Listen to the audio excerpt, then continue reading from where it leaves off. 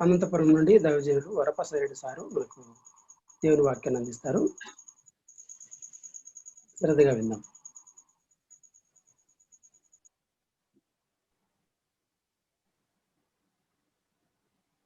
నా స్వరం అందరికి వినిపిస్తుంది కదా? బాగా వినపడుతుంది సార్.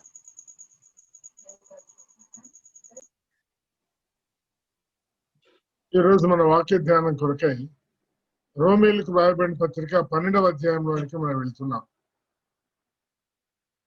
రోమీలకు రాయబడిన పత్రిక 12వ అధ్యాయంలో 21 వచనాలు ఉన్నాయి. ఈ ముందున్న స్క్రీన్ లో వాటిని 4 భాగాలుగా విడగొట్టవచ్చు అని చూపబడింది. మొదటి 3 వచనాలకు భాగంగాను, తర్వాత 6 వచనాలు 4 నుంచి 9 దాకా రెండవ భాగము, తర్వాత 7 వచనాలు 11 నుంచి 16 దాకా మూడవ భాగము, తర్వాత చివరి 5 వచనాలు 17 నుంచి 21 వరకు నాలుగవ భాగం. స్క్రీన్ లో మీరు చూస్తే వైలెట్ కలర్ లో ఉండే పదాలు మొదటి భాగములో వ్యక్తిగతముగా అనే మాట మనం చూస్తున్నాం. రెండవ భాగంలో సంఘముగా అనే మాట మనం చూస్తున్నాం. మూడవ భాగంలో సహోదరుల పట్ల అని మనం చూస్తున్నాం. నాలుగవ భాగంలో మనుషులందరి పట్ల అనేది మనకు కనిపిస్తుంది. ఒకసారి ప్రపంచమంతటిని మన దృష్టిలో మనం ఉంచుకుంటే వ్యక్తిగతంగా మనము మొదటి స్థానంలో ఉంటాం. రక్షించబడిన వారు కానీ లోకస్తులు కానీ ఎవరైనా రెండవదిగా కుటుంబములో ఉంటారు. రక్షించబడిన వారు ఆ తర్వాత సంఘములో ఉంటారు. వీళ్ళు ప్రభు నమ్మిన వాళ్ళు మాత్రమే, అందరు కాదు. వ్యక్తిగతముగా కుటుంబముగా అందరూ ఉండే మాట నిజమే, కానీ అయితే నమ్మిన వాళ్ళు మాత్రమే సంఘంగా ఉంటారు. ఇక్కడ కుటుంబముగా అనే మాట ప్రస్తుతం లేదు. వ్యక్తిగతంగా మొదటిది, రెండవది సంఘముగా. అంటే ఇది నమ్మిన వాళ్ళ విషయంగానే చెప్పబడుతున్న అధ్యాయం అన్నమాట. మూడవదిగా సహోదరులు. నమ్మిన వారు ఒకరికి మరొకరికి సహోదరత్వము అనేది అన్నమాట. నేను పోయినసారి కూడా మనం ఆలోచించాం. ఫీలియో ఫెలో అంటే సహోదర ప్రేమ అనేది, ఫెలోషిప్ అనేది సహవాస సంబంధమైంది. సంఘంలో ఉన్న మనమందరము కూడా సహోదరులము, సహవాసము చేయవలసిన వారు. ఈ సహవాసంలో ఒకరికి మరొకరు ఎట్లా పరిచయం చేయాలి అనేది మూడవ అంశం. నాలుగవ అంశము మనుషులందరి పట్ల. అంటే లోకంలో నమ్మిన వాళ్ళు ఉన్నారు, వాళ్ళని సహోదరులు అంటున్నాం. నమ్మని వాళ్ళు ఉన్నారు కనుక అందరినీ కలిపితే మనుష్యులు. కనుక 4 భాగాలలో ప్రభువైన క్రీస్తు యేసునందు విశ్వాసం ఉంచిన మీరు నేను, పరిశుద్ధముగా చేయబడిన మీరు నేను వ్యక్తిగతంగా ఏ రీతిగా నడుచుకోవాలి లేదా పరిచర్య చేయాలి, పని చేయాలి, సంఘముగా ఏ రీతిగా పరిచర్య చేయాలి, సహోదరుల పట్ల ఏ రీతిగా పరిచయం చేయాలి, మనుషులందరి పట్ల ఏ రీతిగా పరిచయం చేయాలి, 4 భాగాలుగా 12వ అధ్యాయమైన విషయాలు మనము చూడవచ్చు. రోమా పత్రిక అట్ ఏ గ్లాన్స్ మనం మొట్టమొదటి ఆలోచన చేస్తున్నది ఏంటంటే, ఇందులో ఉండే అంశము పరిశుద్ధత. మానవులు జన్మతో పాపాత్ములు, క్రియలను బట్టి పాపాత్ములు. పాపము పరిహరించబడితేనే పరిశుద్ధులం అవుతాం. కనుక పరిశుద్ధత అనే మొదటి 8 అధ్యాయాలలో ముందుగా పాపము పరిహరించుట అనే 5 అధ్యాయాలు మనకు కనిపిస్తాయి. పాపం అంటే ఏంటో చెప్పాడు 5 అధ్యాయాల్లో. తర్వాత పరిహారం ఏ రీతిగా జరుగుతుందో చెప్పాడు. తర్వాత 3 అధ్యాయాలు 6, 7, 8లో పరిశుద్ధపరచబడ్డాం. అయితే పాత శరీరాలే ఉన్నాయి. మనము పరిశుద్ధపరచబడ్డామని ఎంచుకొంటూ ఉండాలి, ఎరిగి ఉండాలి, ఎరుగుతూ ఉండాలి, ఎంచుకోవాలి. అది మొదటి 8 అధ్యాయాలు. ఇదంతా తీరిటిగలుగా చేసేదేం లేదు. కానీ 9 నుంచి 16 అధ్యాయాలు, రెండవ 8 అధ్యాయాల్లో పరిచర్య చేయుట, ప్రాక్టికల్. పౌలు గారి పత్రికలు ఏవైనా సగభాగము థియరిటికల్ గా, సగభాగము ప్రాక్టికల్ గా ఉంటాయనుకున్నాం. చదువుకునే పిల్లలు కూడా స్కూల్లోకి వెళ్తే, క్లాస్లోకి వెళ్తే, కాలేజీకి వెళ్తే థియరీ, ప్రాక్టికల్స్ ఎట్లా ఉంటాయో అట్లా పౌలు పత్రికలు కూడా థియరిటికల్ గా ప్రాక్టికల్ గా సగము థియరీ సగం ప్రాక్టీస్. 9వ అధ్యాయంలో నుంచి ప్రాక్టీస్ లో మనం ప్రవేశించాం. 9, 10, 11 అధ్యాయాల్లో గత కాలంలో ప్రభు తన ప్రజలు ప్రాక్టికల్ గా ఎట్లా ఉన్నారో, ప్రభు యొక్క ప్రజలు అంటే ఇశ్రాయేల్ జనులు 9, 10, 11 3 అధ్యాయాలు కదా, గత కాలంలో ఎట్లున్నారో, ప్రస్తుత కాలంలో ఎట్లా ఉన్నారో, రాబోయే కాలంలో ఎట్లా ఉంటారో 3 అధ్యాయాల్లో మనము చూసుకుంటూ వచ్చాం. ఈరోజు 12వ అధ్యాయంలో ప్రవేశించామంటే ప్రాక్టికల్ గా పరిచర్య చేసే విషయాలు మనము చూడబోతున్నాం. అసలు రోమాపత్రిక సారాంశం అంటే ఏమనుకున్నాము, 1:17 అని చెప్పుకున్నాం కదా, కొద్దిగా దాన్ని ఆలోచన చేద్దాం. ఎందుకనగా నీతిమంతుడు విశ్వాస మూలముగా జీవించుడు అని వ్రాయబడిన ప్రకారము విశ్వాస మూలముగా అంతకంతకు విశ్వాసం కలుగునట్లు దేవుని నీతి దాని యందు బయలుపరచబడుతున్నది. విశ్వాసం ద్వారా నీతిమంతులుగా తీర్చబడతాము. తర్వాత మన జీవితాల్లో దేవుని నీతి బయలుపరచబడుచు విశ్వాస జీవితంలో కొనసాగుతాం అన్నమాట. కనుక పరిచర్య అంటే దేవుని నీతిని కలిగి విశ్వాస జీవితంలో ఇప్పుడు మనం కొనసాగడమే పరిచర్య. మంచిది. పౌలు పత్రిక, రోమీలకు రాయబడిన పత్రిక పౌలు గారు కొరింథు పట్టణం నుంచి రాశాడని జ్ఞాపం చేసుకున్నాం. క్రీస్తు 57 అని కూడా చెప్పుకున్నాం. ఎందుకంటే క్రీస్తు 35లో పౌలు గారు రక్షించబడ్డాడు. ఆ తర్వాత 46వ సంవత్సరంలో సేవ కొరకే ప్రత్యేకించబడ్డాడు. తర్వాత మొదటి సేవా యాత్రగా 46 నుంచి 49 వరకు ఆసియా ఖండంలోనే చేశాడు. కొరింథుకు వెళ్ళలేదు, రోమాకు వెళ్ళలేదు. 50 నుండి 53 వరకు ఆయన కొరింథుకు మధ్యలో వెళ్ళినట్టుగా మనకు అర్థమవుతుంది. కొరింథుకు వెళ్ళింది ఆయన 52లోని మనకు అర్థమవుతుంది. 52లో కొరింథుకు వెళ్ళినప్పుడు వెళ్ళిన సమయంలో వాళ్ళకి చెప్పాడు, పరిశుద్ధుల అక్కరలో మనం పాలు పంచుకోవాలి ఆర్థికంగా అని చెప్పాడు. తర్వాత మొదటి పత్రికలో, 2వ పత్రికలో కూడా పౌలు గారు కొరింథీయులకు ఆ విషయం రాశాడు. కొరింథీయులకు రాయబడిన 2వ పత్రిక 9:2-5 వచనాల్లో చూస్తే యెరూషలేములోని పేదల కొరకు కొంత సొమ్ము ఇవ్వాలని చెప్పాడు. పత్రికలో కూడా చెప్పాడు, ఇక 2వ పత్రికలో కూడా చెప్తా ఉన్నాడు. అంటే కొరింథుకి వెళ్ళాడు క్రీస్తు 52లో, 52 అంతా 53లో 6 మాసాలు, మొత్తం 18 మాసాలు కొరింథులో ఉండి సేవ చేశాడు. ఆ వివరాలు అపోస్తలుల కార్యంలోని 18వ అధ్యాయంలో 18 వచనాల్లో ఉన్నాయని మనము జ్ఞాపకం చేసుకున్నాం. అది అయిపోయిన తర్వాత ఇప్పుడు రోముకు ఆయన పత్రిక రాసే సమయంలో కొరింథులో ఉన్నాడు. ఎందుకున్నాడంటే సొమ్ము ఇవ్వాలని చెప్పాడు కదా, ఆ సొమ్మును కొరింథీయులు సమకూర్చినారు. ఆ సొమ్ము తీసుకుని యెరూషలేముకు వెళుతా ఉన్నాను అని రోమా పత్రిక 15:26 చెప్తున్నాడు. చూడండి, అటే వారు ఇచ్చిరని ఆ సొమ్ము తీసుకుని యెరూషలేముకు వెళుతున్నాను అని చెప్పాడు. కాబట్టి ఈ పత్రిక అనగా రోమా పత్రిక కొరింథు పట్టణంలో ఉండి ప్రకటించాడు. ఇది ఎప్పుడు అంటే మళ్ళా మరి కొరింథులో సంఘం ఏర్పడిన తర్వాత, వాళ్ళకి పత్రికలు రాసిన తర్వాత 3వ సేవాయాత్రలో వెళ్ళాడు. 3వ సేవాయాత్ర అంటే 54, 55, 56, 57, 54, 55, 56 అనే 3 సంవత్సరాలు 3వ సేవాయాత్రలో ఎఫెసులో ఉన్నాడని అపోస్తలుల కార్యాలు 20వ అధ్యాయం 28వ వచనంలో మనకు కనిపిస్తుంది అన్నమాట. ఎఫెసులో ఉన్నాడు. 57లోనే ఆయన కొరింథుకు వెళ్ళాడు. అప్పుడు రోమీయులకి పత్రిక రాశాడు. కొరింథులో గాయు ఇంట్లో ఉన్నానని ఆయన చెప్పడం, గాయు కొరింథు వాడు, ఇది కూడా మనకు ఆధారం. కొరింథు నుంచే పత్రిక రాశాడు కనుక రోమా 16:23లో ఆ మాట చెప్పాడు.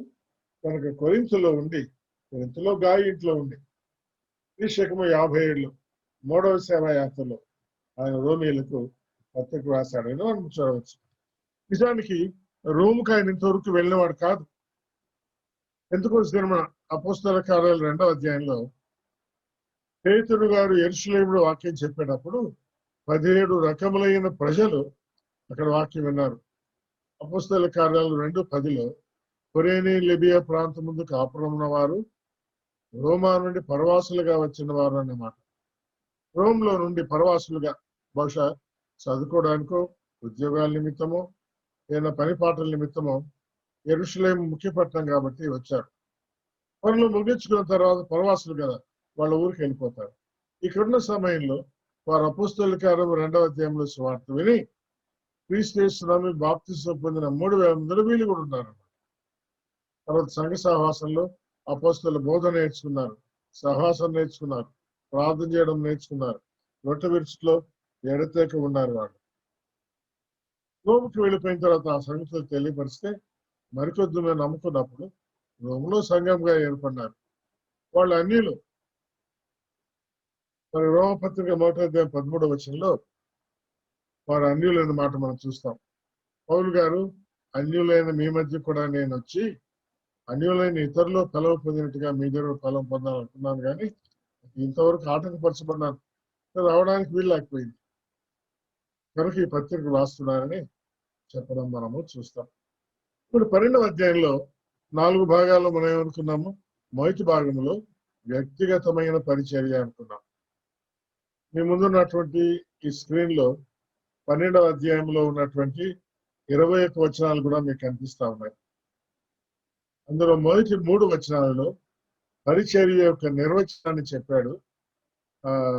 వీటిని నేను వ్యక్తిగతమనే మాటలను వంకరక్షాలుగా స్లాంట్ గా పెట్టాను, మీరు గమనించారు. కనుక మొదటి 3 వచనాల్లో వ్యక్తిగతంగా ఏ రీతిగా పరిచయం చేయాలని. తర్వాత 6 వచనాలు 4-9 చూడండి. పరిచర్యలో వరములు వాడుకుంటాం. అవును, దేవుడు ఆయన నమ్మిన బిడ్డలకు వరాలు ఇస్తాడు. ఆ వరములు వాడుకొనొచ్చు సంఘములో పరిచర్య చేయాలన్నమాట. సంఘంలో పరిచర్య ఎవరు చేయాలి? నమ్మిన వాళ్ళే చేయాలి. కనుక వ్యక్తిగతంగా పరిచర్యలో కూడా నమ్మిన వాళ్ళే చేసే పరిచయం గురించి ప్రస్తావిస్తా ఉన్నాడు. కనుక 2వ భాగంలో 4-9 వచనాల్లో సంఘముగా ఏ రీతిగా పరిచయం చేయాలి. 3వ భాగం 10-16 వచనాల్లో సహోదరుల పట్ల, సంఘంలో సహోదరులు వారి పట్ల ఎట్లా పరిచయం చేయాలని చెప్పాడు. ఆ తర్వాత బయటికి వెళ్తే సహోదరులు సంఘం అయిన తర్వాత మనుషులందరూ మనకు కనిపిస్తారు. మనం ముందే అనుకున్నాము వ్యక్తిగతంగా అంటే మనము మన ఇల్లు, తర్వాత గృహముగా కూడా అనుకోండి. బయటికి వెళ్తే సంఘము ఒకటి, లేదా లోకం, ఇంకంతే. సంఘములో సహోదరులు ఉంటారు కనుక సంఘముగా పరిచర్య, సహోదరుల పట్ల పరిచర్య. బయటికి వెళ్తే మనుషులందరి పట్ల పరిచర్య, నమ్మిన ఒక విశ్వాస ఏ రీతిగా చేయాలో చూపించడమే 12వ అధ్యాయం యొక్క సారాంశం. అందుకే దీనికి అంశము పరిచర్య యొక్క వివరము అని పేరు పెట్టుకున్నాం. ఇప్పుడు ఒక్కొక్క భాగానికి వెళ్ళడానికి ప్రయత్నం చేద్దాం. మరలా మనం మన మనసులో నాటుకొని పోవడానికి 4 భాగాలు: వ్యక్తిగత పరిచర్య, సంఘముగా పరిచర్య, సహోదరుల పట్ల పరిచర్య, మనుషులందరి పట్ల పరిచర్య. మన మనసులో ఇది నాటుకొని పోవడం అనేది ప్రాముఖ్యమైనది. మొదటి 3 వచనాల్లో పరిచర్య యొక్క నిర్వచనాన్ని కూడా చెప్పాడు. అదేంటో మనం చూద్దాం. పరిచర్య అంటే ఏమిటి? వ్యక్తిగతంగా ఏ రీతిగా పరిచర్య చేయాలి అనే విషయాలు ముందుగా మనం చూడబోతున్నాం. మొదటి 3 వచనాలు నేను చదువుతాను. ఈ వ్యక్తిగతమైన పరిచర్య, సంఘముగా పరిచర్య, తర్వాత మనుషులందరి పట్ల పరిచర్య అనే విషయాన్ని నేను ఒక చార్ట్ లాగా పెట్టాను మీకు కనబడ్డాను. మొదటి 3 వచనాల్లో వ్యక్తిగతమైన పరిచర్య, తర్వాత 4-9 వచనాల్లో సంఘంగా పరిచర్య, 10, 11, 16లో సహోదరుల పట్ల పరిచర్య, 17, 21లో మనుషులందరి పట్ల పరిచర్య. దీన్ని మనము ఒక షార్ట్, ఒక ఫోటోలాగా తీసుకుని మన దగ్గర భద్రపరచుకోవచ్చు. అన్ని అంశాలు మనకు కనిపిస్తాయి. ముందుగా వ్యక్తిగతంగా పరిచర్య ఏంటో మనం చూస్తాం. వ్యక్తిగతంగా పరిచర్య ఏమిటంటే, మన పరిచర్య ఎట్లా ఉండాలి? ఆయన చెప్పిన మాట, సహోదరులారా, పరిశుద్ధమును దేవునికి అనుకూలమైన సజీవ యాగముగా మీ శరీరాలను సమర్పించుకోవాలి. మనం ఎవరము? సహోదరులు. మన పరిచర్య ఎట్లుండాలా? పరిశుద్ధముగా ఉండాలి. నెంబర్ 1 అని దానికి పేరు పెట్టుకున్నాం. రెండవది, సజీవ యాగముగా సమర్పించుకున్న పరిచర్యగా ఉండాలి. మీ శరీరములను కనుక ఇది వ్యక్తిగతమైంది అనమాట. మీ శరీరాలు వ్యక్తిగతంగా పరిశుద్ధంగా ఉండాలి అనేది మొదటిది. దేవునికి అనుకూలమైన సజీవ యాగంగా ఉండాలని రెండవ చూడండి. అందుకే ఒకటి పరిశుద్ధమైనది, వ్యక్తిగతమైన పరిచర్య పరిశుద్ధమైనదిగా ఉండాలి. రెండవది దేవునికి అనుకూలమైనదిగా ఉండాలి. వాళ్ళు మూడు అనుకుంటే సజీవ యాగముగా బ్రతికిన మనమే మన శరీరాలు సమర్పించుకోవాలి. నేను దానికి రెండైనా పెట్టాను, రెండు కలిపిన. దేవునికి అనుకూలమైనదిగా ఉండాలి మన పరిచర్య. 2A బ్రతికిన మనము యాగముగా, అనగా దేవుని కొరకై. యాగం అంటే ఏదైనా యాగం చేస్తే మరలా మనకేం మిగలదు అనమాట. యాగంలో చాలా రకాలు ఉన్నాయి. మనం ఎప్పుడైనా యాగాలు చేసే వాళ్ళని చూస్తూ ఉంటే అగ్నిలో వేసి కాల్ చేస్తూ ఉంటారు, ఏం మిగలదు, చేసేవాళ్ళకి ఏం మిగలదు. అర్పణలు, పానార్పణం అంటే నీళ్లు కింద భూమి మీద పోయడం, ఏమి మనం ఎత్తుకోలేము. కనుక యాగం అంటే మనకేం మిగలకుండా అంటే ఆయన సమర్పించుకోవడం. మరి బ్రతికిన మనము మన శరీరాలను సజీవ యాగముగా అంటే ఆయన కొరకే కాల్ చేసినట్టుగా సమర్పించుకోవడం పరిచర్యలో ఉండవలసిన గుణం అన్నమాట. మూడవది లోక మర్యాదను అనుసరించకూడదు. లోక మర్యాద అనుసరించకూడదు. మీరు ఈ లోక మర్యాదను అనుసరించక తర్వాత దానిపైన ఇట్టి సేవ మీకు యుక్తమైంది, ఇది తగిన సేవ అంటే ఇది చేసి ఏవో బ్రహ్మాండంగా మేము చేసినామని అతిశయించవలసిన విషయం కాదన్నమాట. సేవ మీకు తగింది. ఇందులో లోక మర్యాదను అనుసరించుకోవడం,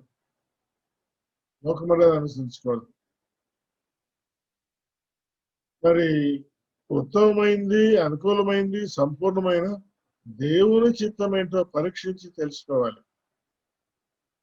నా పట్ల దేవుని చిత్తం ఏంటి? దేవుని చిత్తం ఉత్తమమైందంటే ఉత్తమ కాంతి కూడా ఉంటుంది అనమాట. కొన్నిసార్లు ఒకటే పైన అది నాకు ఈ ప్రభువా, ఈ ప్రభువా, ఈ ప్రభువా, ఈ ప్రభు, ఈ ప్రభు అంటే ఉత్తమం కాకపోయినా మనం బలవంతం చేస్తే ఇస్తాడు ఆయన కొన్నిసార్లు. అది ఆయన యొక్క సంపూర్ణమైన చిత్తాన్ని బట్టి మనకి ఇచ్చింది కాదు. మనము అనవసరంగా బలం చేసి లేనిపోయి తెచ్చుకోవడం. అట్లా కాదు. సజీవ యాగంగా మీ శరీరం అర్పించుకున్నప్పుడు శరీరానికి ఏమి కోరికలు ఉండవు, శరీరమే కాలిపోతుంది. ఆయన చిత్త ప్రకారంగా మనము పరిచర్య చేయాలి. మనసులు మారాలి. కొద్దిమంది రక్షించబడిన తర్వాత కూడా పాత మనసు ఉంటుంది, పాత కోపం ఉంటుంది, పాత కక్షలు ఉంటాయి, పాత విధానాలు, పాత పద్ధతులు, పాత బుద్ధులు కనపడతా ఉంటాయి. వేరు కనిపిస్తా ఉండకూడదు. రూపాంతరం. సీతాకాకు చిలుక ఏ రీతిగా రమ్యంగా చూడడానికి ముచ్చటగా మార్చబడుతుందో మనకు తెలుసు కదా. పట్టు మరి పొరుగుగా ఉన్నటువంటిది సీతాకౌశిక మారడం, దాన్ని మనం చూస్తూ ఉంటాం. అదే రూపాంతరం అంటే అన్నమాట. ట్రాన్స్ఫర్మేషన్ అంటారు దాన్ని. పొందిన వారముగా ఉండాలి. తర్వాత మరి మనల్ని మనము ఎంచుకునే దానికంటే ఎక్కువగా ఎంచుకోకూడదు. తాను ఎంచుకునే దానికంటే ఎక్కువగా ఎంచుకోకూడదు. మనం ఏంటో, మన స్టేటస్ ఏంటో, మనం ఏ స్థితి చెందిన వాళ్ళో గుర్తుపెట్టుకోవాలి. అది ఎప్పుడు మర్చిపోకూడదు. దేవుడు దీవించిన కారణాన ప్రస్తుతం మనము ఉన్నతమైన వారముగా కనబడవచ్చు, అయినా మన ప్రారంభ స్థితి ఏంటో మనం ఎప్పుడు మర్చిపోకూడదు. దేవుడు ఒక్కొక్కరికి విభజించి ఇచ్చిన విశ్వాస పరిమాణం ప్రకారంగా స్వస్థ బుద్ధి కలిగి ఉండాలి. తనను తాను ఎంచుకోవాలి, ఎక్కువగా ఎంచుకోకూడదు అని మొదటి 3 వచనాలలో వ్యక్తిగతంగా మనం ఏ రీతిగా ప్రభువును సేవించాలని చెప్తున్నాడు. రెండవదిగా సంఘముగా ఏ రీతిగా చేయాలో మనం చూద్దాం. 4 నుంచి 6 వచనాలు. ఈ సంఘం ఎందుకు అనుకోవాలి? ఒక్క శరీరములో మనకు అనేక అవయవములు ఉండినట్లు అని 4 వచనం అంటున్నాడు. శరీరంలో ఉండే అనేక అవయవాలంటే ఒక్కొక్క విశ్వాసం ఒక అవయవం. శరీరంలో ఎన్ని అవయవాలు ఉన్నాయో అట్లా సంఘంలో అనేకులు ఉంటారు. ఎందుకు ఈ మాట అంటున్నాడంటే అవయవములన్నిటికీ ఒకే పని ఉండదు కనుక అందరికీ ఒకే పని ఉండదు. కనుక వేరు పనులు ఏమిటి? ఏ పనులు మనం చేయాలి? సంఘముగా కూడినప్పుడు అసలు ఏమో పనులు వస్తాయి, ఏమో పనులు ఉంటాయి అని 6, 7, 8, 9 వచనాలు చెప్తున్నాడు. 6వ వచనములో మనకు అనుగ్రహించబడిన కృప చొప్పున వెవ్వేరు కృపావరములు కలిగి ఉన్నాం. సంఘంగా చేయవలసిన పనులను దేవుడు వరములుగా మనకిస్తాడట.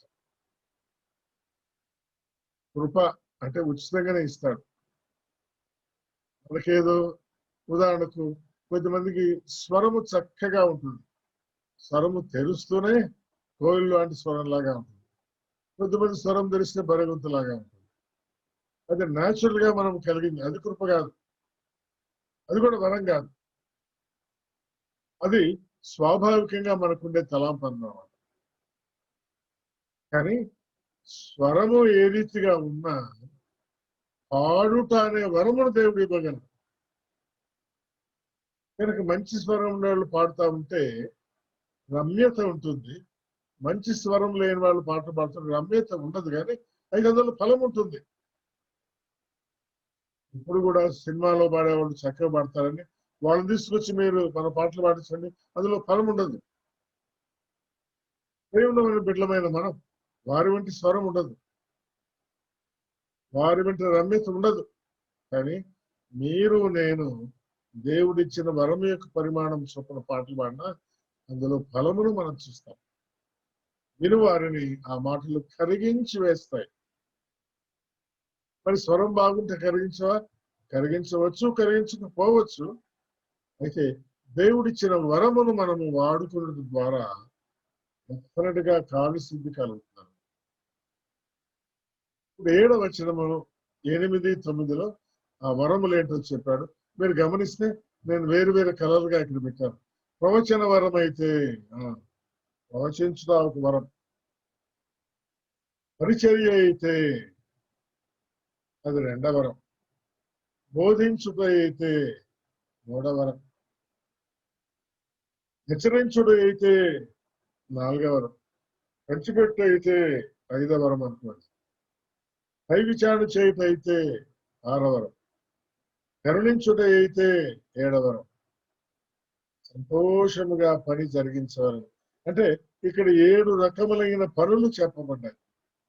9వ వచనంలో మీ ప్రేమ నిష్కపటమైంది ఉండాలి, అది 8వది ప్రేమ. చెడుదాన్ని అసహించుకోవాలి, సంఘంలో చెడు ఉండకూడదు, అది ఎప్పుడు చెడు అనేది కనబడకూడదు. 9వది మంచిదాన్ని హత్తుకోవాలి, 10వది. సంఘములు ఈ 10 ఉండాలి. ఒకసారి నేను ఇందాక చెప్పి చాట్లో చూద్దాం, చూడండి. సంఘముగా చేసే పరిచర్యకి అందుకే 4 నుంచి 9 వచనాలు పెట్టుకున్నాం. క్రీస్తులో ఒక శరీరంగా ఉండాలి. సంఘం అంటే ఒకటే శరీరం. సంఘంలో భిన్నాలు, నా గుంపు మీ గుంపు అలా ఉండకూడదు. లేవా అంటే ఉన్నాయేమో కానీ ఉండకూడదు. దేవుడు ఉండకూడదు అంటున్నాడు. పొరపాటున ఎవరైనా అలాంటి గుంపుల్లో ఉన్నామనుకుంటే క్షమించి ప్రభువును క్షమాపణ అడిగి ఆ గుంపులు విరమించుకోండి. ఏ శరీరంగా ఉండాలి. ఇప్పుడు కుడి చేయింది ఎడమ చేయింది 2 ఒకటే. కుడి చేయి యొక్క పని పరిచర్య, నియమించబడినటువంటి విధి వేరు. ఎడమ చేయి యొక్క పని పరిచర్య, నియమించబడిన విధి వేరు. కానీ గుర్తుంచుకోండి, కుడి చేయి మంచి పనులు చేస్తుందని దాన్ని గొప్పగా మనం చేయం. ఎడమ చెయ్యి అంటే మనకు విలువైన పనులు చేయదేమని దాన్ని మనం అలక్ష్యం చేయం. కుడి చేయికి ముళ్ళు గుచ్చుకున్నా తీసేస్తాము, ఎడమ చేయికి ముళ్ళు గుచ్చుకున్నా తీసేస్తాం. ఎడమ చేయి చేసే పనులు అంత శ్రేష్టమైనవి కాదు. కాబట్టి ఎడమ చేయి ఉంటే ఏమి లేకపోతే ఏమనుకుంటామా? ఎడమ చేయి లేకపోయినా ఏముంటారు, వాడు అవిటి వాడు అంటారు. కుడి చేయి ఎంత బాగుంది, ఎంత మంచి పనులు చేస్తున్నా ఎడమ చేయి కనుక ప్రతి అవయవం కూడా అవసరమైందే, ప్రతి అవయవము ప్రాముఖ్యమైంది. కొద్దిమంది పనులు బయట కనబడే పనులు ఉంటాయి, కొద్దిమంది పనులు కుడి చేయి పనులాగా ఉంటాయి, కొద్దిమంది పనులు ఎడమ చేయిలాగా ఉంటాయి. అయినంత మాత్రాన మనం భేదమైన కలిగించకుండా ఒకే శరీరమును గుర్తించుకోవాలి. వేరు వేరు పనులు ఉన్నమాట నిజమే. దేవుడు వేరు వేరు కృపావరములను ఇస్తాడని బైబిల్లో మనం చదువుకుంటాం. మనం చెప్పుకున్నామే, అవి సంఘముగా ఉండవలసినటువంటి కృపావరములు. మరి సంఘముగా ఉన్న కృపావరం గురించి కొరింథీయులకు వ్రాయబడిన మొదటి పత్రిక 12వ అధ్యాయం మొదలుకొని 14వ అధ్యాయం దాకా వివరించబడ్డాయి. రోమా పత్రికలో కొన్ని చెప్పబడ్డాయి. ఇప్పుడు 12వ అధ్యాయంలో మనం చెప్పబడ్డవి 13, 14 కూడా మనకు కనిపిస్తాయి. తర్వాత మనం చూస్తాం. ఎఫ్సి పత్రికలో కొన్ని చెప్పబడ్డాయి. అయితే ఈ వరములు అనేవి నానా విధములుగా ఉన్నాయన్న మాట 12వ అధ్యాయం 4వ వచనం ఉంది. మల్టీవేరియస్ అంటే ఈ చెప్పబడిన పేర్లు కలిగిన మాత్రమే కాదు, మిగిలిన అనేకములు ఉన్నాయి. అనేకమైన ఉన్నాయి. మనము ప్రవచన వరము అనే మాట ముందుగా 7వ వచనం చూసాం కదా. ప్రవచన వరాన్ని అపేక్షించాలని కొరింథీయులకు రాయబడిన మొదటి పత్రిక 14:1 చదువుకుంటాం. ప్రేమ కలిగి ఉంటుంది ప్రయాసపడి, అన్నిటికంటే మించింది ప్రేమ.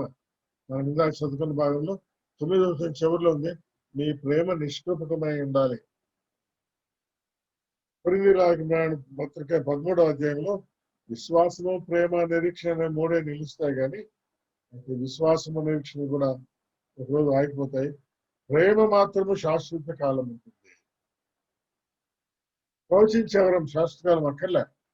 మనం ప్రభు దగ్గరికి వెళ్ళిపోయిన వాడు ఎవరు మనం ప్రవచనం చెప్పాల్సిన పనిలే. పరిచర్య అక్కడేం లేదు, బోధించేది అక్కడేం లేదు, హెచ్చరించేది అక్కడేం లేదు, పంచిపెట్టేది అక్కడేం లేదు, దైవిచారణ అక్కడేం లేదు. కానీ ప్రేమ మాత్రం అప్పుడు కూడా ఉంటున్నారు. ప్రేమ శాశ్వత కాలం ఉంటుంది. కనుక ప్రతి వరమునకు కూడా కాల పరిమితి ఉంది అని గుర్తుంచుకోవాలి. కాల పరిమితి ఉంది. మిగిలిన పరిమితులు కూడా ఉన్నాయి. నీకు ఇచ్చిన పరిమాణము చొప్పునే పని జరిగించాలి. ఎవరెవరికి ఆత్మ అనుగ్రహించిన పరిమాణం ఉంది. మళ్ళా పరిమాణం ఉంది, కాల పరిమితి కూడా ఉంది. 7వ వచనంలో పరిమాణము చొప్పున నుండి కాల పరిమితి కూడా ఇప్పుడు అనుకుంటున్నాం. మరి ప్రవచన వరం అయితే అంటూ కొరింథీ మొదటి పత్రిక 14:1 ప్రేమ కలిగితే ప్రయాసపడండి అని చెప్తూ ఆత్మ సంబంధమైన వరం ఆసక్తితో అపేక్షించండి అన్నాడు. అక్కడ భాషల గురించిన ప్రస్తావన తీసుకొచ్చాడు. చెబుతూ 3వ వచనంలో విశేషంగా ప్రవచన వరాన్ని అపేక్షించాడు. ప్రవచనంలో ప్రాముఖ్యమైనది. ప్రవచనం అంటే పాత నిబంధన కాలంలో ప్రవక్తలు ఉన్నారు. గ్రంథము సంపూర్ణము కానప్పుడు వారి ద్వారా దేవుడు ప్రవచనం అనుగ్రహించాడు. మనకి ఇది ప్రస్తుతం గ్రంథము కంప్లీట్ అయింది. ప్రకటన గ్రంథము 22వ అధ్యాయంలో ఇంకా ఎవరు ఏమీ చేర్చకూడదు అంటారు. చేరుస్తే దేవుడు తెగులు పంపిస్తాడు వాళ్ళకి. మనకి కొత్త ప్రవచనమే మనం ఎవరు చెప్పాల్సిన పని లేదు, చెప్పమనే దేవుడు వాక్యంలో లేదు. కానీ ప్రవచన గ్రంథములను అందరికి అర్థమయ్యే రీతిగా దేవుడు సంగతులు తెలియపరుస్తాడు. అదే ప్రవచనం. లిఖితమైన ప్రవచనమును అర్థము చేసుకోవడం కూడా ప్రవచనమే అన్నమాట. ఇంకా అనేక ప్రవచనముల యొక్క సంపూర్ణమైనటువంటి రీతిగా మనకి అర్థము తెలియపరచబడలేదు. దేవుడు తెలియపరుస్తూ ఉంటాడు. అది ప్రవచనం. కనుక ఈరోజు ఉన్న ప్రవచనములను దేవుడు మనకిచ్చిన పరిమాణం చొప్పున దేవుడు ఎంతగా మనకు వివరంగా తెలియపరుస్తాడో దానిని ప్రవచించాలంటే సంఘములో తెలియపరచాలి. దీన్ని అపోస్తల కార్యం 2:42 అపోస్తల బోధగా చెప్పబడుతుంది. ఉదాహరణకు సంఘం రీతిగా కొనసాగాలని ప్రారంభంలోనంతా ఒకసారి తెలియపరచబడలేదు. మార్టిన్ లూథర్ గారికి విశ్వాసం ద్వారా రక్షణ సంగతి తెలియపరచబడింది. కానీ అయితే బాప్తిస్మము అనేది బాప్టిస్టో అనగా ముంచుట అనేది తెలియపరచబడలేదు. అందుకే లూథరన్స్ ఈరోజు ముంచుటకు ప్రాముఖ్యత ఇవ్వడం వల్ల. సో వాళ్ళ విశ్వాసం ఎంతవరకు ఆయన పరిమాణం చొప్పునే చెప్పాడు. విశ్వాసం వరకే. బాప్తిసం యొక్క సంగతిని దేవుడు ఆయన బయలుపరచలేదు. కానీ ఆ తర్వాత బాప్తిసం సంగతిని బయలుపరిచాడు. మరికొంత కాలానికి ఆరాధన యొక్క క్రమం, ప్రభువును స్తుతించే క్రమం తెలియపరిచాడు. స్త్రీలు సంఘంలో మౌనంగా ఉండాలంటే దాని విషయమై ఇప్పటికి కూడా తెలియపరచబడిన వాళ్ళు, తెలియపరచిన వాళ్ళు భిన్నమైన తలంపులో ఉన్నారు. స్త్రీలు సంఘములలో అంటే ఒక కొరింథీ సంఘం అని తప్పుగా సంఘములలో ఉంటే ఒక సంఘమా కాదు. అక్కడ దేవుడు మళ్ళా అన్నాడు, ఎవడైనా తాను ప్రవక్తనైనా అనుకుంటే ఈ సంగతులు దేవుని సంగతులను గుర్తుంచుకోవాలి. దేవుడిచ్చిన ప్రవచనములను ఇంకా అర్థం చేసుకోకుండా మేము ప్రవక్తులమని తప్పుగా బోధించే వాళ్ళు కూడా ఉన్నారు, తప్పుగా దానిని అనుసరించే వాళ్ళు కూడా ఉన్నారు అన్నమాట. ఎందుకంటే స్త్రీని పురుషుని భేదం లేదు అనే మాట ఎక్కడ? రక్షణ పొందుట్లో, బాప్తిసం పొందుట్లో భేదం లేదు. మరి ముసుగేసుకునే విషయంలో భేదం లేదా? పురుషులు ముసుగేసుకోమన్నాడా? వేసుకుంటే అవమానపరచమన్నాడు. స్త్రీ ముసుగేసుకుపోతే పురుషుని అవమానపరుస్తున్నాడు. కనుక భేదాలు ఉన్నాయి. కనుక మౌనంగా ఉండమన్నారు, మౌనంగా ఉండం. అది ఇంకా కొద్ది మందికి బయలుపరచబడలేదు. కనుక రాను రాను సంగతులు బయలుపరచబడతాయే ప్రవచన వరం. దాన్ని అపోస్తలుల బోధ. దేవుడు ఎప్పుడు ఎవరైతే నేర్పిస్తాడో దానిని మనం సంఘములకు అప్పగించాలి, సంఘానికి అప్పగించాలి. అది ప్రవచనం. ఆ తర్వాత పరిచర్య అయితే ప్రారంభ దినాలు సంఘం ఏర్పడిన తర్వాత అపోస్తలుల కార్యం 6:1-2 అనుదినము వాళ్ళతో పరిచర్య జరిగేది. ఆహారం పంచిపెట్టడం. ఆ రోజు సంఘాలు ఇప్పుడున్నట్టుగా ప్రతి పట్టణానికి ప్రతి వీధికి లేవు. ఎక్కడో సంఘం ఉంటే, నేను కొత్తగా ప్రభు నమ్ముకునే దినాల్లో 20-30 మైళ్ళు నడిచి మేము పోయేవాళ్ళమన్న ఆదివారము. అవునన్నా ఆ దినము కొరకే తహతలాడేవాళ్ళు. అక్కడికి వెళ్ళిన తర్వాత అన్నోళ్ళు ఏమి చెబుతారో అని కనిపించేది. చెప్పిన మాటలు చెప్పినట్టుగా స్వీకరించేవాళ్ళు. మరి ఇంతవరకు వచ్చిన వాళ్లకు భోజనాలు పెట్టాలన్నా ఆ భోజనం పెట్టిన పరిచర్య ఉంది. దాన్ని బరలేదు పరిచర్య అని ఉందన్నమాట. ఆ పరిచర్యలో అదే అపోస్తులు చేయడానికి కష్టమైంది అపోస్తులు. కనుక పరిచర్య చేసే పని కొరకై 7 మందిని 6వ అధ్యాయంలో నియమించినట్టుగా మనం చూస్తాం. కనుక పరిచర్య అయితే పరిచర్య చేయట్లోను ఆ పని. బోధించువాడైతే బైబిల్ స్టడీ చేయడం, మంగళవారమా బేస్తవారమా ఒక్కొక్క అధ్యాయం తీసుకున్న బైబిల్ ఒక్కొక్క గ్రంథాన్ని క్షుణ్ణంగా నేర్చుకోవడం. రోమపత్రిక నేర్చుకుంటా ఉన్నామే, ఇది బోధించే పరిచర్య.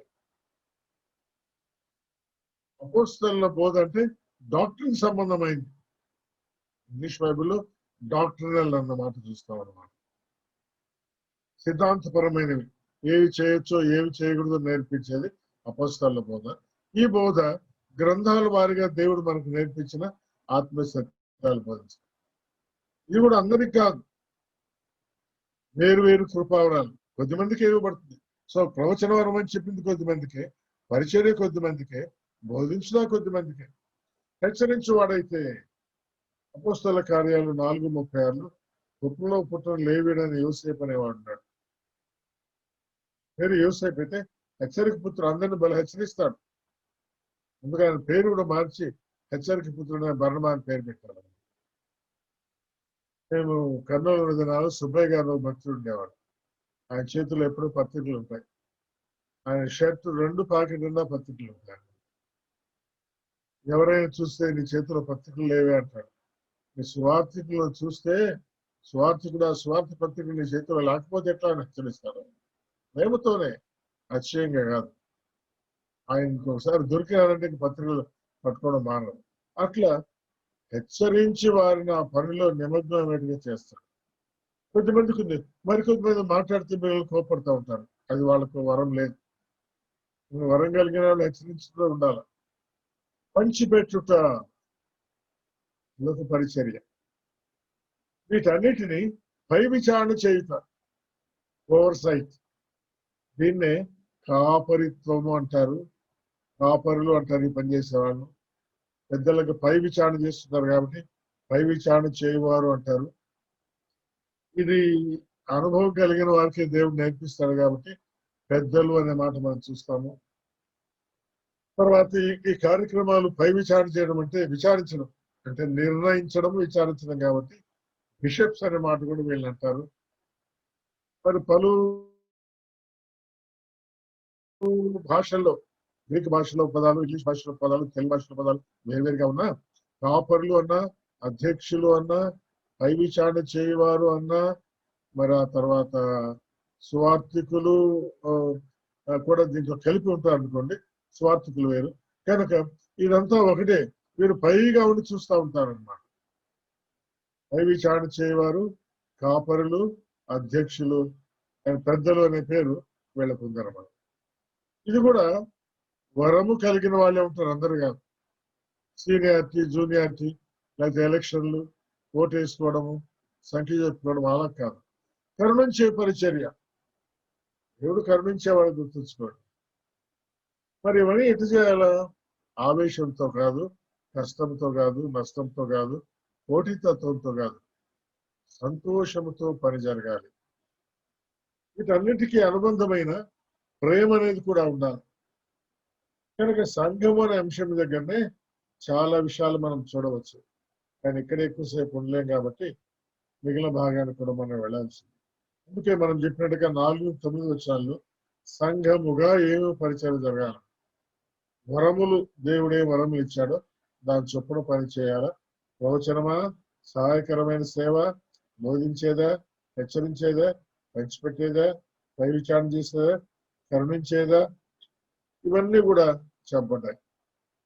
10-16 వచనాల్లో ఆ తర్వాత సహోదరుల పట్ల పరిచర్య. దీన్ని సహోదరుల పట్ల పరిచర్య ఎందుకంటున్నామంటే 10వ వచనంలో మీరు చూడండి, ఒకరి యందొకరు అనే మాట మనం చూస్తున్నాం. ఒకరి యందొకరు, ఒకరి యందొకరు, ఒకరి యందొకరు, ఒకరి యందొకరు 10వ వచనంలో. అందులోనే 2వ లైన్లో ఒకరినొకడు, ఒకరినొకడు. మరి 15వ వచనంలో తర్వాత మరి 16వ వచనం చివరి భాగంలో 16వ వచనంలో ఒకరితోనొకడు. కనుక సహోదరులను ఎందుకున్నామంటే ఒకరి యందొకడు, ఒకరినొకడు, ఒకరితో ఒకరు జీవించవలసిన, ఒకరికొకరు చేసుకున్న పరిచయం చెప్పబడింది కాబట్టి సహోదర పట్ల అనే మాట దీనికి పేరు పెట్టుకున్నాం. సహోదరులను ప్రేమించుట్లో ఒకరికొకరు అనురాగము కలిగిన వారు ఉండాలి. కక్షలు, ద్వేషాలు, అనురాగం అంటే ప్రేమే. గణిత విషయంలో ఒకరినొకరు గొప్పగా ఎంచుకోవాలి. నేనే గొప్ప, అందరు నన్ను గొప్పగా ఎంచాలని అని మనకు అనిపిస్తుంది. నిజమే మాట. ఎక్కువ రోజులు నమ్ముకొని అపవాదిని పుష్ చేస్తాడు. నువ్వే గొప్ప, అందరిని కనపరచాలి. లేకపోతే వాటన్నిటికీ దూరంగా మనం ఉండాలి. నువ్వు ఎంతటి వాడమైనా ఏమైనా ఇతరులను ఘనమైన వాడుగా ఎంచుకోవాలంటే గొప్పగా ఎంచుకోవాలి. అది సహోదరుల పట్ల నీవు చేయవలసిన పరిచర్య. ఆసక్తి విషయంలో మందులుగా ఉండకూడదు, మందంగా ఉండకూడదు. అది 3వది. 4వది, ఆత్మయందు తీవ్రత కలిగి ఉండాలి. ఎక్కువ వివరించడానికి మనకు సమయం లేదు కానీ మీకు అర్థమవుతుంది. కొంతమంది డల్గా ఉంటారు, మందులుగా ఉండకూడదు. డల్గా లేను అంటారు కానీ తీవ్రంగా ఉంటారు కొంతమంది. అది లేదు, ఇది లేదు, వెచ్చదనం లేదు, నిల్వ మరి చల్లదనం లేదు, మధ్యలో నిల్వ అట్లకూడదు. తీవ్రంగా ఉండాలి, వెచ్చగానే ఉండాలి. నిరీక్షణ కలిగి ఉండాలి.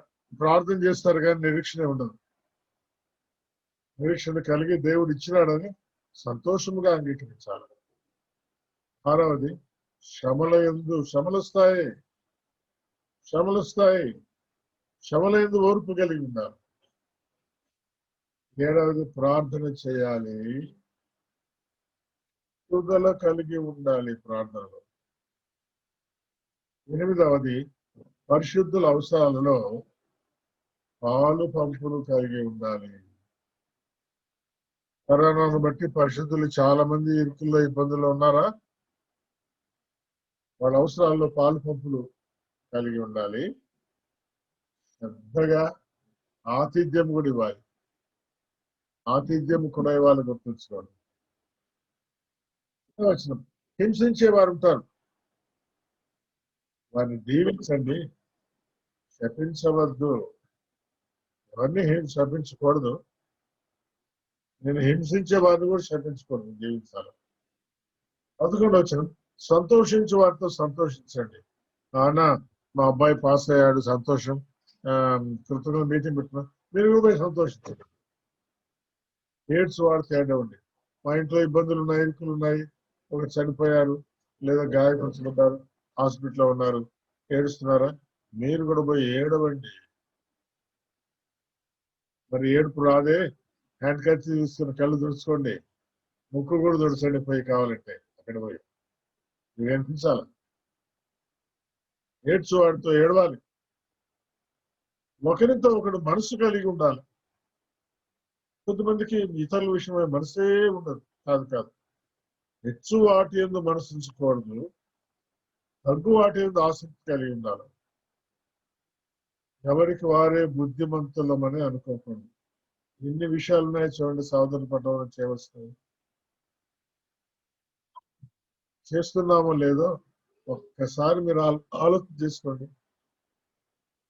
కనుక తోటి సహోదరుల పట్ల మనకుండే బాధ్యత ఎంత గొప్పదో చూడండి. దీనికి కావాలంటే అందుకే నేను స్క్రీన్ షాట్ తీసుకోండి అని చెప్పంటా ఉన్నాను. తీసి మీ సెల్ ఫోన్ లో పెట్టుకొని కావాలంటే అప్పుడు మేము చూసుకోవచ్చు. మనకు ఇవ్వబడిన లిమిటెడ్ టైంలో నేను దాని గురించి ఎక్కువసేపు చెప్పలేను కాబట్టి అక్కడ ఉండలేను, ముందుకు వెళ్ళాలి కాబట్టి. కానీ ఈ అంశములన్నీ నేను అండర్లైన్ కూడా చేశాను, ఎంత జాగ్రత్త ఉండాలో. మనకి వ్యక్తిగతంగా ఏ రీతిగా సజీవ యాగముగా మన శరీరాలు ఆయన సమర్పించుకోవాలో 3 వచనాల్లో, తర్వాత సంఘముగా ఏ రీతిగా మనం వేరు వేరు వరములు దేవుడిచ్చిన వరం ప్రకారంగా పని చేయాలో 4-9 వచనాల్లో, సహోదరుల పట్ల ఒకరి పట్ల ఒకరేందొకరు, ఒకరినొకరు, ఒకరితో ఒకరు ఏ రీతిగా మెలగాలో పని చేయాలో 10-16 వచనాల్లో చెప్పాడు. ఆ తర్వాత బయటకు వస్తే సమాజం ఉంది, మనుషులందరూ ఉన్నారు, మాకు వీళ్ళకి సంబంధం లేదని అనుకోకూడదు. సంబంధం ఉంది. ఏమిటంటే కీడుకు ప్రతి కీడు ఎవరికి చేయకూడదు. లోకము మనకు కీడు చేస్తారు, చేస్తారు. యోహాను సువార్త 16:33లో లోకంలో మీకు శ్రమ కలుగును, మీరు వారిని శ్రమ పెట్టకూడదు, కీడుకు ప్రతి కీడు చేయకూడదు. అందుకే ఒకడు చెంప మీద కొడితే ఆ విశ్వాసులు కొట్టుకోకూడదు. ఒకరినొకరు ఎప్పుడు కొట్టుకోకూడదు, చేతితో కొట్టుకోకూడదు, కర్రలతో కొట్టుకోకూడదు, చైన్తో కొట్టుకోకూడదు, కడ్డీలతో కొట్టుకోకూడదు. కానీ కొన్ని చోట్ల జరుగుతా ఉన్నాయి. నమ్మిన భార్య భర్తలు కూడా కొట్టుకోకూడదు, దుఃఖకరంగా జరుగుతున్నాయి. అసలు లోకములో ఉండే వాళ్ళకి కీడు ప్రతి కీడు చేయొద్దంటే, విశ్వాసి ఎవరైనా నీ తోడు సోదరు చేస్తే మళ్ళా ప్రతికీడు చేస్తావా? లోకములో వాళ్ళకే చేయొద్దంటున్నాడు. కీడుకు ప్రతికీడు చేయకూడదు. అందరి దృష్టికి యోగ్యమైందని ఆలోచించాలి. నేను గురించి లోకమేమో అది అన్న అడుగుదామమ్మా, ఆయన యోగ్యమైన ఆలోచన చెప్తాడు. ఉండాలి మీ ఆలోచన, లోకము గమనించాలి, గుర్తించాలి. సమస్త మనుషులతో శక్యమైతే సమాధానంగా ఉండమన్నాడు కనుక ఒక భక్తుడు అన్నాడు, శక్యమైన మాట ప్రభు వాడాడు కాబట్టి శక్యమే అని మనం ప్రొసీడ్ కావాలి. కాదన్నానే మనం ప్రొసీడ్ కావద్దు, కాదు అని ఇప్పుడు అనుకోకూడదు, శక్యమే అని ప్రొసీడ్ కావాలి. మరి చివరికి ఏమన్నా కానివ్వదు, వేరే శక్యమయ్యేటట్టు ప్రభువు చేస్తాడట. మనకు మనం పగ తీర్చుకోకూడదు, కీడుకు ప్రతికీడు చేయకూడదు, కనీసం పగ కూడా తీర్చుకోకూడదు. మరి తీర్చుకోకపోతే ఎట్లన్నా దేవుడు తన ఉగ్రతను జరిగిస్తాడంతే. దేవుడు తనకి ఇవ్వాల్సిన లాంగ్ టైం ఇస్తాడు, దిద్దుకోకపోతే దెబ్బ కొడతాడు. ప్రభు అన్నాడు, పగ తీర్చడు నా పని, నేనే ఫలం ఇస్తాను. మీరు పగ తీర్చుకోవద్దు, మీరు ఫలం ఇవ్వద్దు. శత్రువు ఆకలి కొంటే భోజనం పెట్టాలంట. ఎవరు పెడతారండి? శత్రువులకు భోజనం పెట్టిన మన కష్టం, శత్రువు కూడా భోజనం పెట్టాలంట. శత్రువుని ఇంటికి పిలిచి భోజనం పెట్టండి, దాన్ని సిగ్గుపడి తప్పును గుర్తిస్తాడు. దప్పికొంటే దాహం ఇవ్వండి, ఇవాళ నిన్నడు చన్నీళ్ళు ఇవ్వాలి. అసలు వాళ్ళకి భోజనం పెట్టాలా, దాహం ఇవ్వాలా, ఏమేమి కావాలో అన్ని కూడా ఇవ్వాలి. కీడు వల్ల జయింపబడక మేలు చేత కీడు జయించి, కీడు చేయకూడదు, మేలే చేయాలి. మేలు చేత కీడును జయించాలి. ఈ మాటలు మనం 10 నుంచి 16 వచనాల్లో ఒకరినొకరు అంటే సహోదర ప్రేమ కలిగిన విషయంలో, 17 నుంచి 21లో మరి మనుషులందరి పట్ల కలిగిన విషయంలో ఎంత స్పష్టంగా చెప్పబడ్డాయో నేను చాలా స్పీడ్గా వరకు చదివేశానంతే. కానీ మీరు ఒక్కొక్క దాని గురించి లేఖనాలు ఏం చెప్తున్నాయో స్పష్టంగా మనం నేర్చుకోవచ్చు. నేను ముందుగా కొరింథీ పత్రికలో వరములు ఉన్నాయని చెప్పాను అన్నాను కదా. ఆ 12వ అధ్యాయంలో కొరింథీయులకు రాసిన మొదటి పత్రికలో 8వ వచనం నుండి చివరి దాకా 31 వచనాలు మీరు చదువుకోండి. అనేక వరములు చెప్పబడ్డాయి. 14వ అధ్యాయం మొదటి వచనం నేను చెప్పినట్టుగా ప్రేమ కలిగితో ప్రయాసపడినట్టు విశేషంగా ప్రవచన వరమును అపేక్షించండి అనే మాట నేను మీకు జ్ఞాపకం చేశాను. కనుక వ్యక్తిగతంగా ఏ రీతిగా మనము కొనసాగాలో, తర్వాత సంఘముగా ఏ రీతిగా కొనసాగాలో, సహోదరులుగా ఏ రీతిగా కొనసాగాలో, ఆ తర్వాత మనుషులందరి పట్ల ఏ రీతిగా కొనసాగాలో, ఈ 4 భాగాలు 12వ అధ్యాయంలోని మొదటి 3 వచనాలు, తర్వాత 6 వచనాలు, తర్వాత 7 వచనాలు, తర్వాత 5 వచనాలు చెప్పడాన్ని మనం చూస్తున్నాం. మరొకసారి ఈ చార్ట్ మీ ముందు పెట్టి ముగింపు ముందుగా వ్యక్తిగతంగా, సంఘముగా, సహోదరుల పట్ల, మనుషులందరి పట్ల చేయవలసిన పరిచర్య 12వ అధ్యాయంలో జరిగిందని తెలియపరుస్తూ నేను ముగిస్తున్నాను. Over to brother Srikanth and Barnabas. Okay, 12వ అధ్యాయాన్ని చాలా సవివరంగా మనకు అందించిన దైవజనుడు వరపసారెడ్డి సార్ గారికి మనందరి తరపున వందనాలు. శ్యాంభూపాల్ అన్న గారు లైన్ లో ఉన్నారు. అన్న ముగింపు ప్రార్థన చేస్తారు. కదిరి నుండి శ్యాంభూపాల్ రెడ్డి అన్న ముగింపు ప్రార్థన చేస్తారు.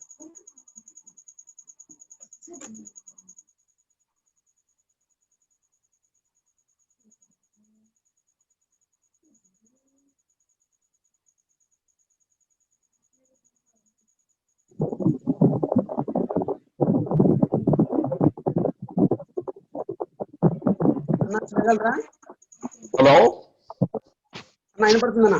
Praise lord brother. ప్రార్థన చేయండి అన్న. శాశ్వతమైన ప్రేమ చేత ప్రేమించుచున్న పరలోకపు తండ్రి, జీవాధిపతి అయిన ప్రభువా, ఈ యొక్క తండ్రి నాయన సాయంకాల సమయములో ప్రభువా సమాజముగా నీ ప్రియులు దాసులు వరప్రసాద్ రెడ్డి అంకుల్ గారి యొక్క తండ్రి పరిచర్యకు తండ్రి మమ్మలను పేరు పెట్టి పిలిచినందుకు స్తోత్రము చెల్లిస్తున్నాము తండ్రి. ప్రియ పరిశుద్ధుడా నాయన, వృద్ధాప్యంలో ఉన్న మీ ప్రియ దాసుని అలాగే అకేజకను కూడా తండ్రి మీ కృపా కనికరమును కటాక్షములను ఉంచి తండ్రి వర్ధిల్ల చేయించినందుకు స్తోత్రము చెల్లిస్తున్నాము. ఇంకను ఆయురారోగ్యములను తండ్రి ఆయన బలమును తండ్రి, ఇంకా ప్రభువా తండ్రి పరిచర్యందు ఇంకను అధిక ఆసక్తి కలిగి మీ ప్రియదాసులు చేయించుండగా మీ కృపలో స్థిరపరిచి భద్రపరిచి బలపరచుము తండ్రి. ప్రియ పరిశుద్ధుడా తండ్రి, అవును ప్రభువా, అనేక రకములైనటువంటి పరిచర్యలను తండ్రి నీ దాసుని సిలువ చాటును మరుగుపరిచి మాకు అనుగ్రహించారు. సంఘముగా ప్రభువా మేము ఎలా ఉండాలి నాయనా, ఏ స్థితిలో ఉన్నను ప్రభువా తండ్రి మీకు మహిమకరంగా జీవించులాగున మమ్మలను తీర్చిదిద్దుతున్నందుకు స్తోత్రము చెల్లిస్తున్నాము ప్రభువా. సర్వశక్తిమంతుడా, జీవాధిపతి అయిన తండ్రి, ఈ యొక్క తండ్రి నాయన పరిచర్యను ఆశీర్వదించండి నాయనా ప్రభువా తండ్రి. మేమందరూ కూడా విశ్వాస సహితమైనటువంటి భక్తి కలిగి విశ్వాస సహితమైనటువంటి సంఘముగా ఈ లోకములో ఎదుగుచుండగా ప్రభువా, మీ రాకడ బహు సమీపముగా ఉండగా ఎదుర్కొనుటకు మాకు తగినటువంటి బలమును ఆధిక్యతను క్రీస్తు యేసు ప్రభువులో మాకు అనుగ్రహించుచున్నందుకు స్తోత్రము చెల్లిస్తున్నాము తండ్రి. ప్రియ పరిశుద్ధుడైన ప్రభువా, అవును తండ్రి ఆయన అనేకమైనటువంటి విషయములలో మా ప్రభువా తండ్రి మేము తొలగిపోవచ్చున్నాము. అయినను మీ యొక్క కృప వరములను తండ్రి మాకు అనుగ్రహించారు. మీ కృప వరములలో తండ్రి మేము వేరు నాటబడినటువంటి వారమై లోకములో తండ్రి నాయన సాక్షార్థమైన జీవితము జీవించుటకు అనేకులకు తండ్రి నాయన క్రీస్తు యేసు ప్రభు మాదిరి చూపిన విధముగా మేము కూడాను తండ్రి మాదిరి కలిగినటువంటి వారముగా ఆయన సాక్షార్థమైన జీవితము జీవింపజేయమని సంఘములన్నింటినీ కూడా తండ్రి కూడి వచ్చిన నీ బిడ్డలందరినీ కూడా నీ కృపలో ఆధిక్యతలో తండ్రి భద్రపరిచి బలపరచమని, ముఖ్యముగా ప్రభువా ఈ యొక్క కృప పరిచర్యలో తండ్రి పాలు పంపులు పొందుతూ అలాగే తండ్రి బర్నబాస్ గారిని అలాగే ఇరువురి సహోదరులను కూడా తండ్రి మీరు భద్రపరిచి ఇంకను పరిచర్యను అనేకులకు విస్తరిలాగున చేయమని మమ్మల్ని అందరినీ బలపరుస్తున్నందుకు స్తోత్రము చెల్లిస్తూ మమ్ములను మీ పాదములకు సమర్పించుకుంటూ యేసుక్రీస్తు ప్రభు అత్యున్నత పరిశుద్ధ నామమున స్తోత్రములు చెల్లించి ప్రార్థన చేయుచున్నాము తండ్రి. ఆమేన్.